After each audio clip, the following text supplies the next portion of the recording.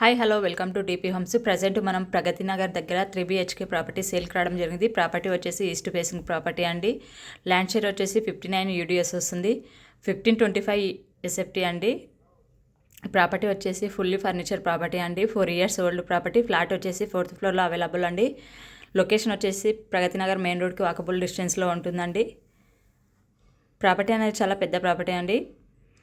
మరిన్ని వీడియోస్ కోసం మా ఛానల్ని సంప్రదించండి, సబ్స్క్రైబ్ చేసుకోండి. అలాగే ఫస్ట్ టైం చూసిన వారు మన ఛానల్ని సబ్స్క్రైబ్ చేసుకోవడం మర్చిపోకండి.